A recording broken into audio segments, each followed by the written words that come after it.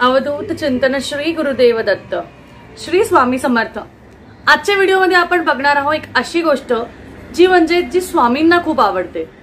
आपण बऱ्याच वेळेस असं म्हणतो की आपण असं करू तसं करू, ह्या गोष्टी करू त्या गोष्टी करू, पण आपण कुठल्याच गोष्टी करू शकत नाही, कारण त्यासाठी आपल्याला आपल्या गुरूंची आपल्या मोठ्यांची साथ हवी असते।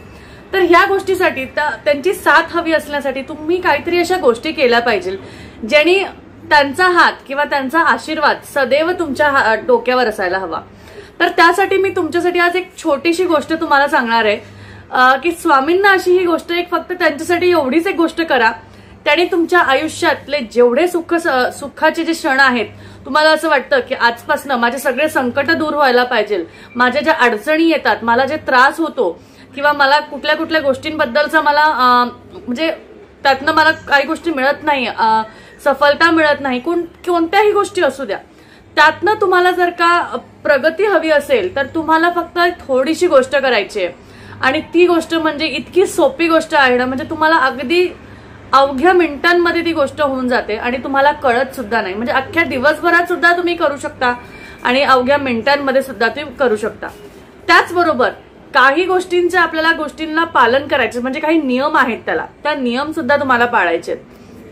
बरं, आता सगळ्यात महत्वाचं, तुम्हाला असं वाटतच असेल की मी कुठलंही काम घेतलं की ते हातातलं पूर्ण व्हावं, कुठलीही गोष्ट मला आवडत असेल ती माझ्याकडे यावी किंवा माझ्या घरच्यांनी सुख समृद्धीने राहावं, माझ्या घरात सदैव आनंद असावा। आणि त्याचबरोबर तुम्हाला भरपूर अशा गोष्टी असतात ज्या माणसाला म्हणजे मानवी आपण म्हणतो जो त्याची इच्छा असते ती कधीच संपत नाही, त्याला सारखं काही ना काही हवं असतं।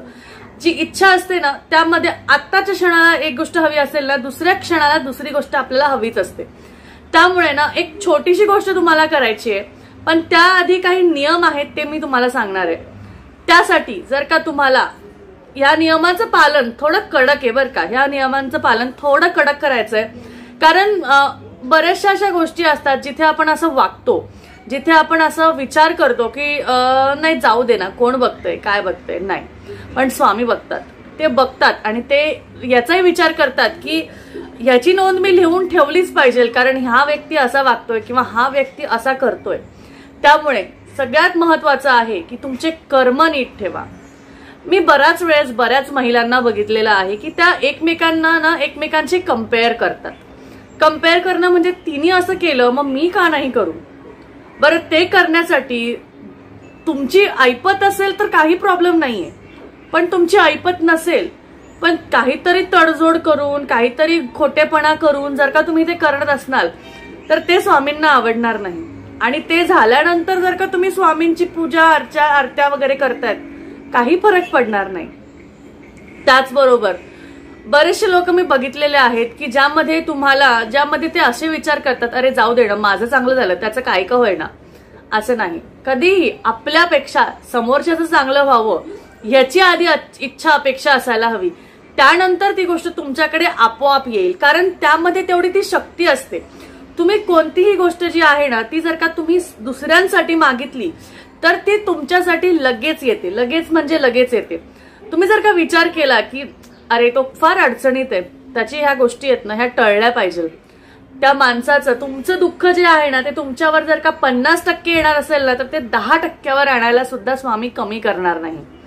बऱ्याचशा वेळेस महिला असाही विचार करतात, बऱ्याचशा वेळेस मी हे बघितलेलं आहे, घरातल्या सुद्धा महिला एकमेकींशी खूप वाईट खूप विचित्र वागतात, ते दिसून येत नाही पण ते आतल्या आत असतं।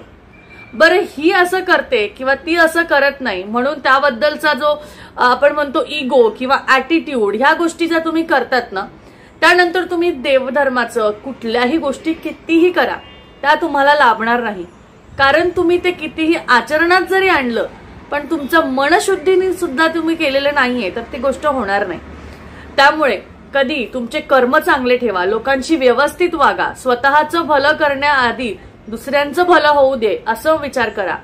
त्याचबरोबर स्वतःला दुसऱ्याशी कंपेअर करू नका, त्यांनी असं केलं मग मी असं का नाही करू, किंवा मी असं केलं मग त्यांनी असं वागलंच पाहिजे, असं नका करू। त्यांनी खूप गोष्टी आहेत ज्याने तुम्हाला त्रास होऊ शकेल, आणि त्याचमुळे तुम्हाला जर का त्रास झाला तर मला सांगा, पुढच्या ज्या अडीअडचणी आहेत, पुढचे जे त्रास आहेत ते तुम्हाला अजून वाढून घ्यायचे असतील किंवा कमी करायचे असतील तर हा तुमच्या हातातला निर्णय आहे. त्यामुळे हे थोडेसे नियम कडक आहेत, जसं मी तुम्हाला सांगितलं होतं. बऱ्याच वेळेस असं वागतात ना आपण, मी बऱ्याचशा महिला हे पण बघितलेलं आहे की काही जणांना असं आवडीनिवडीने वागतात. म्हणजे ह्याला ही व्यक्ती आवडते म्हणून तिच्याशी खूप गोड बोलणार, खूप खूप छान बोलणार, इतकं मस्त बोलणार ना की अगदी म्हणजे तोंडात फुलं वगैरे काय म्हणणार तुम्ही ते.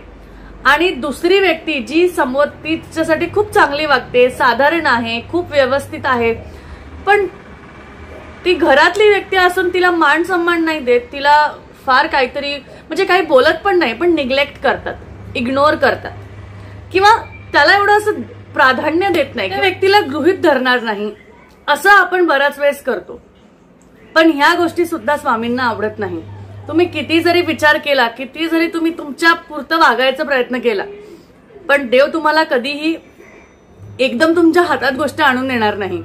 काहीतरी गोष्ट करून, काहीतरी कुठून तरी फिरवून तो तुम्हाला त्रास देणार आणि त्यानंतर तुम्हाला यश मिळेल ना, का नाही मिळणार, मिळेल, पण थोडे जास्ती कष्ट करावे लागेल.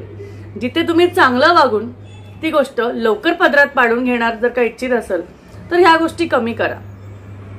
बऱ्याच वेळेस मी महिलांचं असं सुद्धा बघितलेलं आहे की त्या कुठेतरी खोटेपणाने वागतात. खोटेपणाने वागणं म्हणजे दुसऱ्याशी खोटं बोलणं किंवा अशा गोष्टी करणं जे समोरच्याला पटत नाही, मोठ्यांचा आदर न करणं किंवा आपल्याला सध्या बरं वाटावं म्हणून असं वागणं आणि समोरच्याला कसंही वाटलं तरी चालेल, असं करू नका. कारण ह्याच्याने काय होतं, ह्याच्याने तुम्हालाच त्रास होणार. तुमची प्रगतीमध्ये काहीतरी तुम्हाला त्यामध्ये अडचण येऊ शकते आणि त्यानुसार त्या गोष्टी होऊ शकतात. आणि तुम्हाला माहितीये कर्माचे जे फळ असतात, मागील जन्मी आपण काहीतरी चांगले कर्म केले असेल म्हणून आज यावेळेस आता आपण स्वामी सेवेकरी झालेलो आहोत, स्वामींचं नाव आपल्या समोर सारखं येतंय आणि आपण स्वामींच्या चरणी आलो आहोत. पण जर का मागच्या कर्माचे फळ तुम्ही अजून भोगले नसतील तर तुम्हाला ह्या जन्मात जर का ते भोगायचे असतील तर तुम्ही हे कर्म करत राहा, हे जसं वागताय तसं वागत राहा. त्यानंतर तुम्हाला त्या गोष्टींचं भोगावंच लागणार आणि त्यानंतर तुम्ही आताही असं वागून पुढच्या जन्माचं सुद्धा तुम्ही त्याच गोष्टी करतायत. त्यामुळे तुम्हाला ह्या गोष्टींचं पालन करायचं. तुम्ही म्हणाल एवढं छान छान छान छान कसं वागायचं, तर अर्थ असा नाहीये की छान छान वागायचं. तुम्हाला असं एकदम सरळ किंवा एक सुरळीत वागणं महत्वाचं नाहीये. खऱ्याच्या ठिकाणी खरं आणि जिथं म्हणजे असं वाटतं की नाही हे चुकीचं आहे, त्या ठिकाणी कोणाला न दुखवता ती गोष्ट करणं ही गोष्ट महत्वाची आहे. आणि स्वामींना हेच आवडतं. खऱ्या ठिकाणी खरे राहा, पण समोरच्याचा मान सन्मान ठेवून, समोरच्याचा आदर ठेवून, वेळ परिस्थिती बघून वागा. त्याच नंतर एखादी गोष्ट चुकीची वाटत असेल किंवा तुम्हाला आवडत नसेल तर त्याच्यावर जास्ती तुम्ही ओव्हर रिॲक्ट करू नका किंवा त्याच्यावर जास्ती तुम्ही तुमचा प्रेशराईज आपण म्हणतो ना तसं करू नका, कारण त्याने तुम्हाला त्रास होऊ शकतो आणि त्यानंतर तुम्हालाच त्याची फळ भोगायचे आहे. तर ह्या गोष्टी आहेत ज्या कडक नियमाने तुम्हाला पाळायचे आहे. आणि आता करायचं काय हे तुम्हाला मी सांगते, कारण एवढं सगळं बोलल्यावर नक्की करायचं काय ह्याची तुम्ही वाट बघत असाल तर तुम्हाला काही करायचं नाहीये. तुम्हाला दिवसभरात कधीही काहीही करत असाल, चहा पीत असाल, नाश्ता करत असाल, काहीही करत असाल, तुम्ही फक्त आणि फक्त स्वामींचं नामस्मरण करा.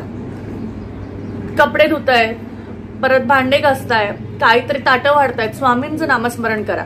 बरं, अशा वेळेस तुम्हाला लक्षात येत नाहीये स्वामींचं नामस्मरण करायचं, दिवसातले 5 ते 10 मिनिटं काढा, एक उदबत्ती लावा आणि त्यानंतर स्वामींचं नामस्मरण कंटिन्यू चालू ठेवा.